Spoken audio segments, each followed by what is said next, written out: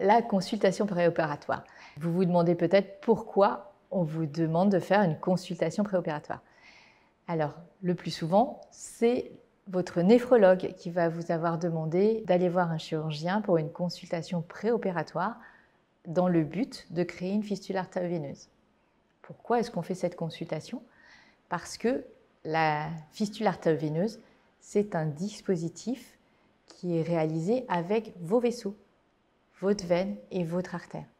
Donc, chaque personne est différente, chaque situation médicale est différente et chaque situation anatomique est différente.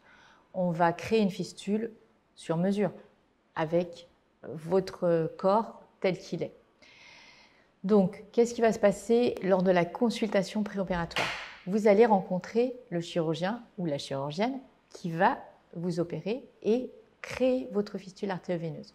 On appelle créer une fistule artério-veineuse l'intervention qui consiste à relier ensemble la veine et l'artère. Lors de cette consultation, le chirurgien va étudier votre dossier. Il a besoin de connaître tous vos antécédents, savoir si vous avez d'autres maladies sévères qui peuvent abîmer les vaisseaux ou si vous avez eu des histoires médicales lourdes au cours desquelles vous pouvez avoir eu des perfusions prolongées qui vont abîmer les veines ou des ponctions artérielles qui peuvent abîmer les artères.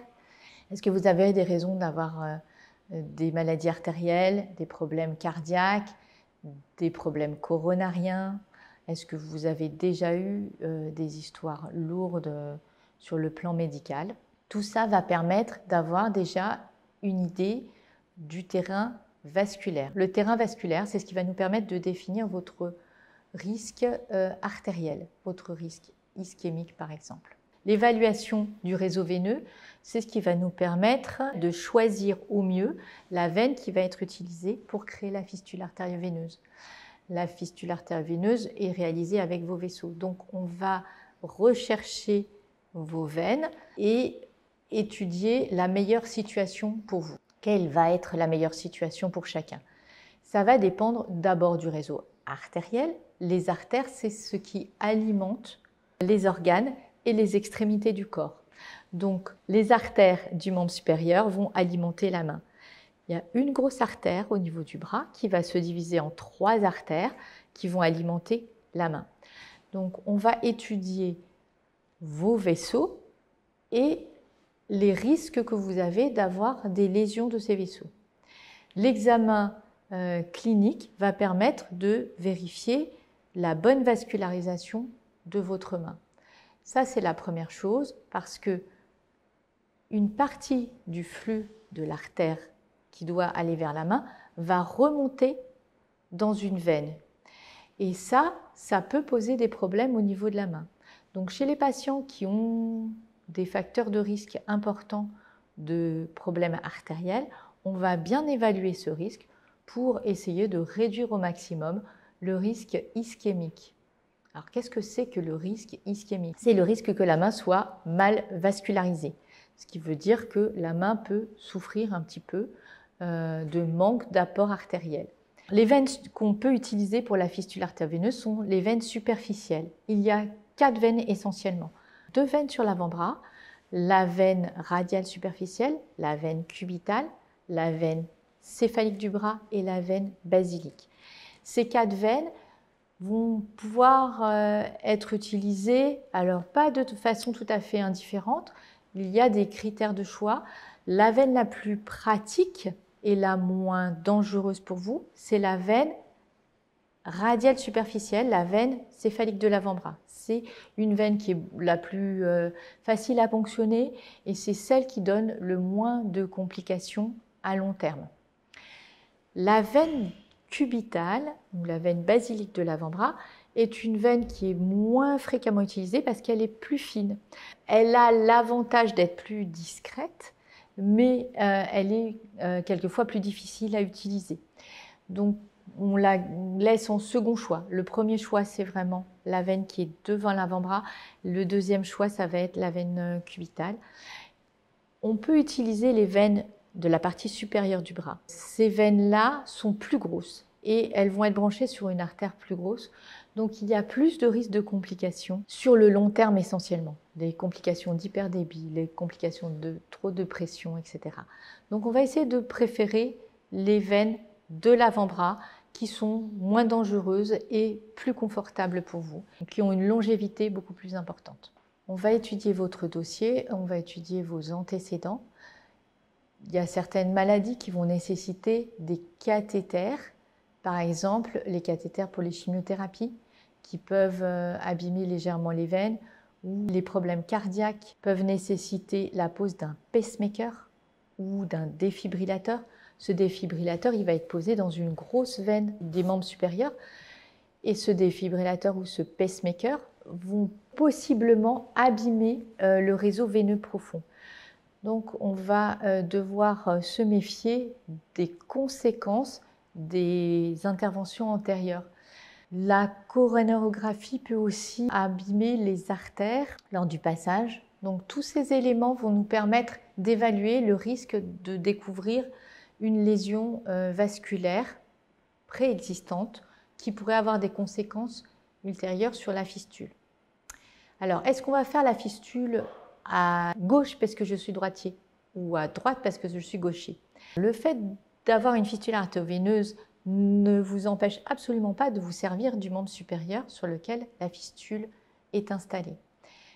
Par contre, durant la dialyse, vous aurez comme une perfusion sur la fistule. Donc, vous pourrez peu bouger le membre supérieur sur lequel la fistule est installée durant la dialyse.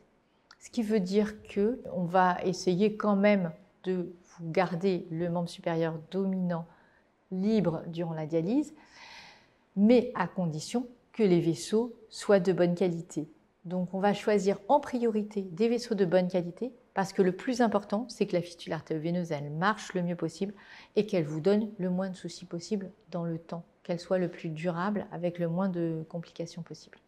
Lors de la consultation préopératoire, vous allez rencontrer le chirurgien ou la chirurgienne qui va s'occuper de vous créer la fistule artério-veineuse. Ce jour-là, le médecin va étudier entièrement votre dossier. Donc, il est indispensable que vous veniez avec un résumé de vos antécédents. Alors, ça peut être un ancien compte-rendu d'hospitalisation, un compte-rendu de consultation, n'importe quel document sur lequel on va avoir suffisamment d'éléments précis pour pouvoir évaluer votre état général et estimer le risque que vos vaisseaux aient été lésés dans des histoires antérieures. Il nous faut aussi absolument votre traitement habituel.